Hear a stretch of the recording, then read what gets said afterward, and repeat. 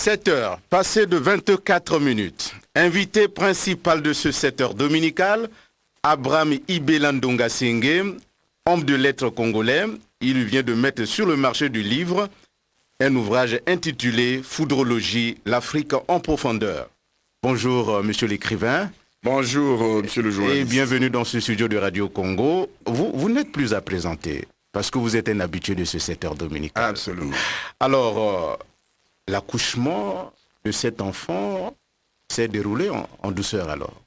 En douceur. L'enfant tant attendu. En douceur. Fruit de plusieurs années de recherche. La foudrologie, l'Afrique en profondeur. Qu'est-ce que vous voulez dire par là? La foudrologie, l'Afrique en profondeur. Vous savez que l'Afrique est le berceau de l'humanité. Et cette position a été un peu mise à mal par le contact de l'Afrique avec le colonisateur, qui a fait croire que tout vient de l'Occident. Tout ce qui est positif vient de l'Occident. Et tout ce qui est négatif vient de l'Afrique. Ils ont inventé le Dieu ou le Jésus blanc avec le Satan ou le diable noir. Ils ont inculqué dans notre tête l'idée selon laquelle l'homme blanc est supérieur au noir et que toute la culture positive est blanche. Tout ce qui est noir est sauvage. Alors que nous avons des valeurs indéniables. Ces mêmes valeurs que puisées en Égypte par ces mêmes colonisateurs ont fait leur grandeur. Alors nous voulons réhabiliter ces valeurs. Nous voulons, nous replaçons dans la foudrologie la place de l'Afrique. Que l'Afrique soit réellement le berceau de l'humanité, avec ses connaissances, avec le retour à l'ordre. Voilà en gros ce que l'on veut dire dans ce livre. Et dans ce livre, vous dites ceci, je cite, « La vie commence et finit par la foudre ». Oui. Donc vous êtes là, vous êtes en philosophie, parce qu'il y a certains philosophes individuels la cosmogonie, disent que le monde a commencé par l'eau, d'autres le feu, tout, et vous donnez cette affirmation-là. Est-ce que c'est pas une affirmation un peu d'abord, le père de la foudrologie, le savant Itusi Oussoa, dit au commencement était la foudre. Et la foudre était avec Dieu, et Dieu était avec la foudre. Ah bon? Ça veut dire ce n'est quoi? pas la parole. Ça veut dire quoi? Ça veut dire quoi? Quand vous parlez, la Bible a dit l'Esprit de Dieu planait sur les eaux. Ça, c'est reconnu dans la Bible. Mais qu'est-ce que l'eau? C'est pas un attribut de la foudre? La foudre, Dieu lui-même n'a jamais parlé physiquement. Dieu toujours parle par les attributs de la foudre. La glaire, les tonnerres, etc., etc. Même au mont Sinaï, quand il parlait à Moïse, il n'a pas montré sa face. L'homme ne peut pas supporter la face de Dieu. Il parlait à travers les attributs de la foudre, que sont les tonnerres. Donc, selon la foudrologie, tout commence par la foudre. Ifialo Bosso. C'est ce grand, le Big Bang foudrologique, Edou Mangenze, qui est à l'origine de toute la création. Et c'est pour cela que tout le reste vient dès qu'il y a eu ce feu original que les Occidentaux appellent le feu cosmique. Mais nous vous disons que tout commence par la foudre, qui est le feu original. Le feu que nous appelons en foudrologie Edou Mangenze ou Ifialo Bosso. Alors, est-ce qu'il y a une dimension scientifique dans tout ça? Parce que quand vous parlez de la foudre, est-ce qu'il y a vraiment une dimension scientifique? Ça paraît comme une vue de l'esprit. Ah non, c'est pour cela qu'en creusant dans le livre, vous verrez comment nous avons placé... Mais écoutez, quand vous parlez de Dieu, vous le voyez? Est-ce que vous voyez Dieu? Mais pourquoi tout ce qui est africain, tout ce qu'on peut considérer comme esprit, tout ce qu'on peut comprendre comme mysticisme africain, vous, monsieur le journaliste, rentre dans le piège occidental? D'accord, il y a une dimension spirituelle dans ce livre. Votre livre qui compte 287 pages à 13 chapitres, dont les 12 armes foudrologiques. Quelles sont ces armes? Nous avons parlé de ces 12, c'est dans le domaine de la psychofoudrologie, qui est une branche de la foudrologie, et qui permet à l'homme de se connaître. Alors, nous sommes habitués, les gens parlent de l'horoscope. Mais vous savez, ça vient de quoi? Des tableaux égyptiens. Et vous savez que l'Égypte, si on peut rapidement parler, mais l'Égypte, c'est l'Afrique. Et lorsque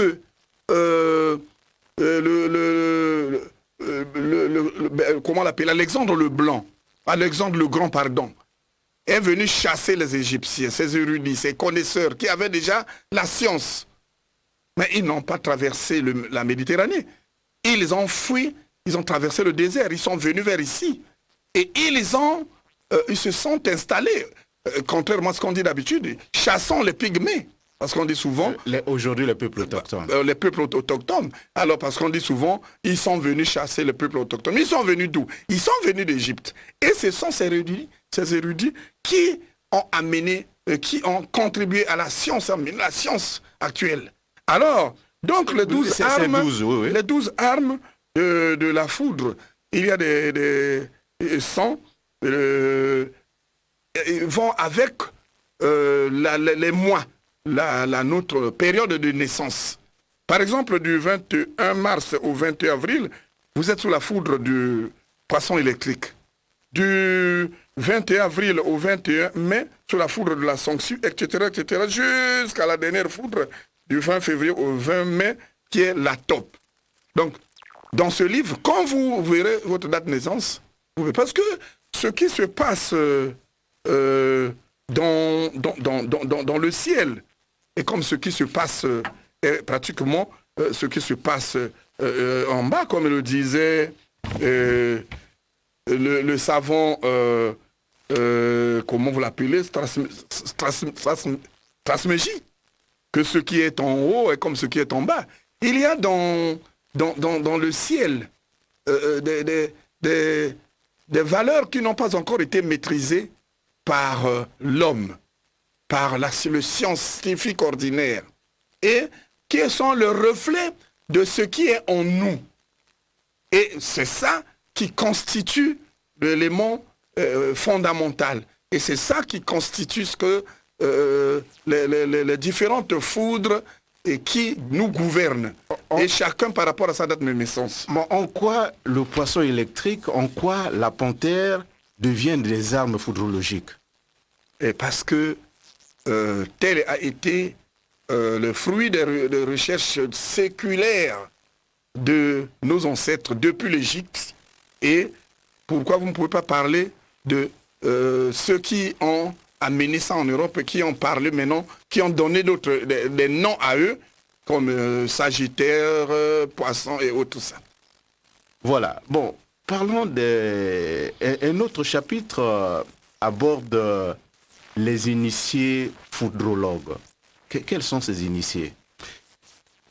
Lorsque je vous parle de l'histoire de l'Égypte, lorsque je vous dis qu'ils ont traversé le désert, ils sont venus vers nous, mais évidemment, ce sont ces sachants-là, ce sont ces érudits-là dont nous sommes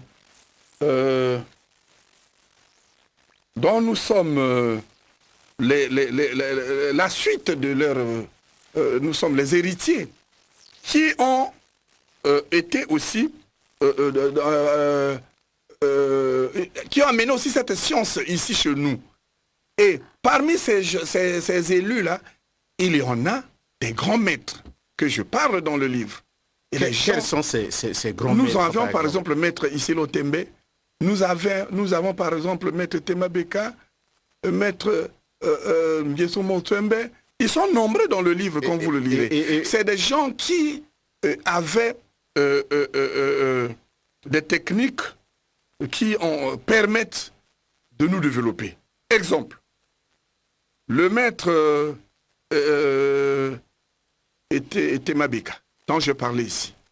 Mais il communiquait avec le grand maître Ngeso Motembe par la foudre. Il envoie la foudre chez son ami.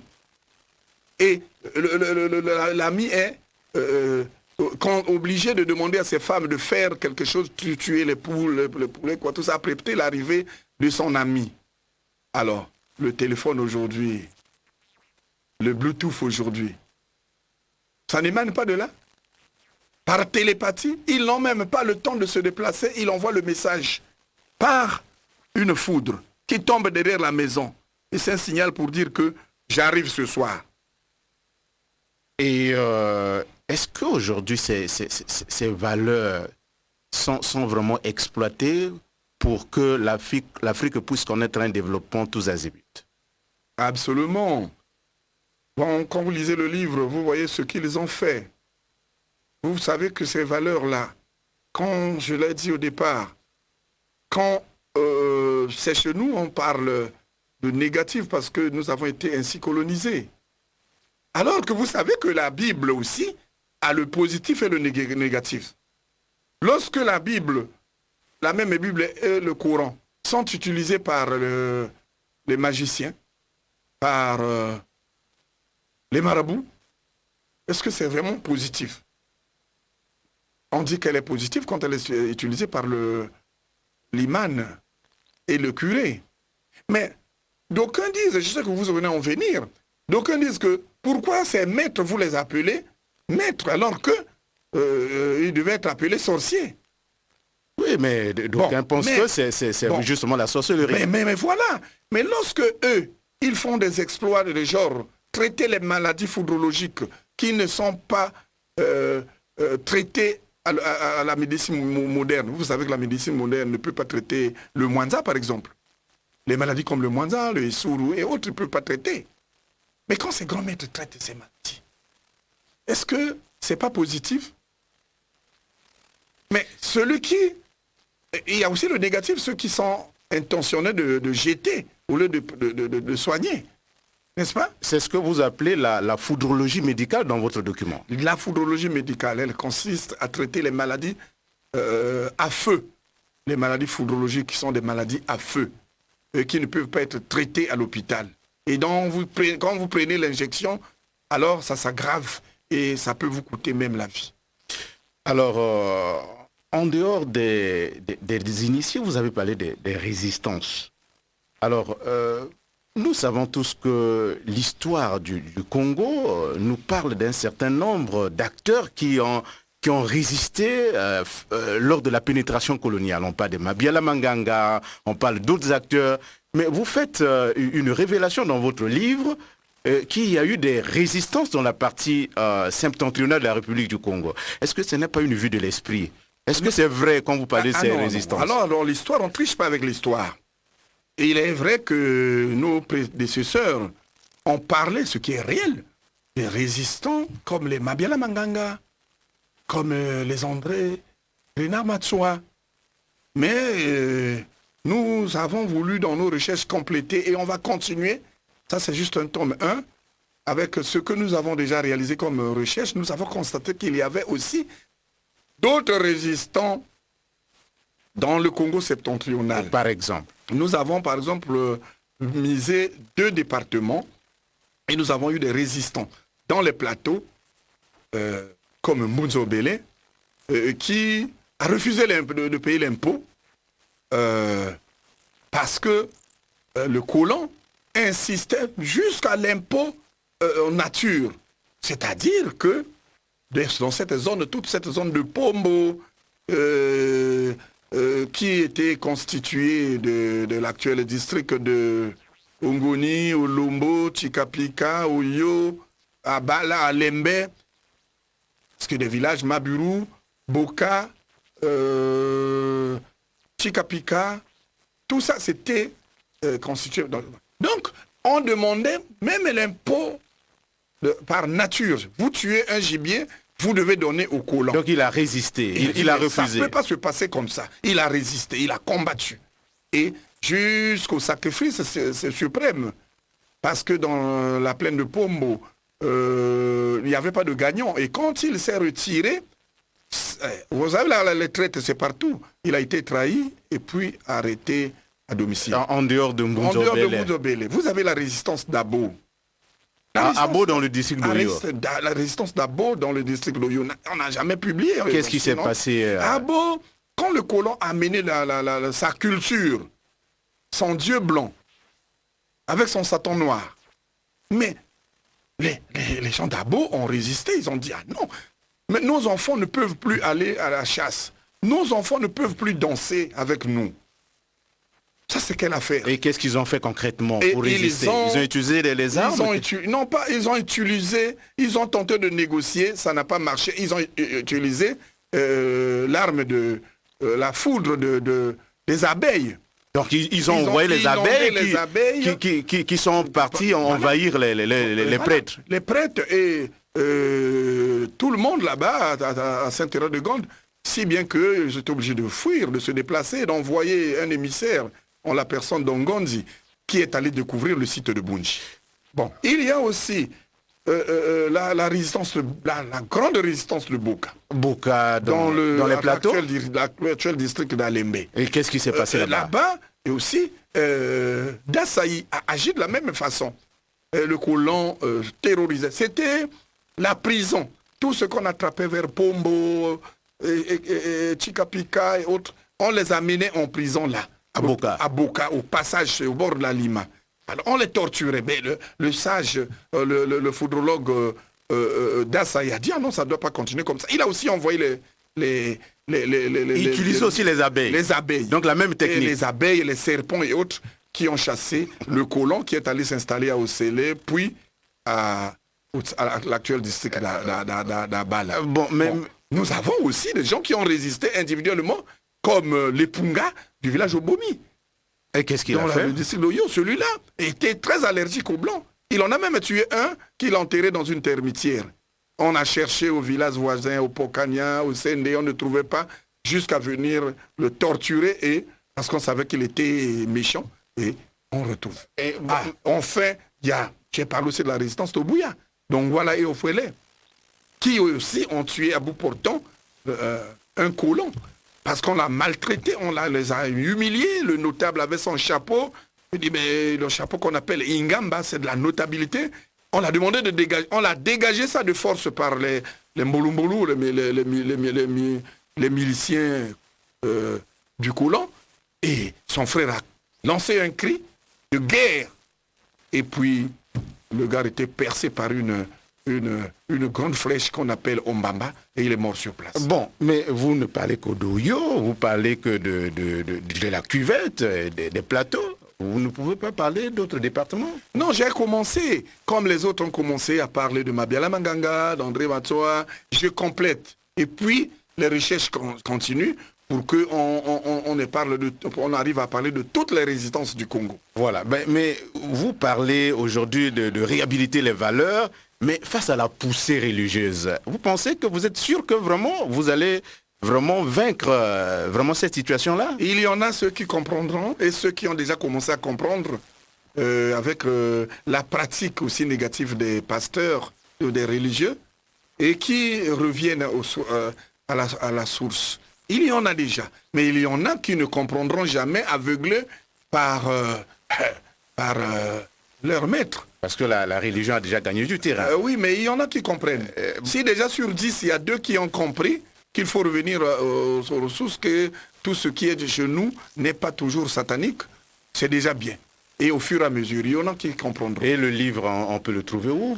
Le livre, on peut le trouver, à partir de mercredi, on va le trouver à la FENAC, aux Dépêches de Brazza, et à une bibliothèque qui est à côté du parc and Shop là, une bibliothèque ésotérique qui est là. Et nous allons déposer aussi à la librairie qui est à côté de de la Grande Poste. Et on ne fait pas la publicité, il coûte combien?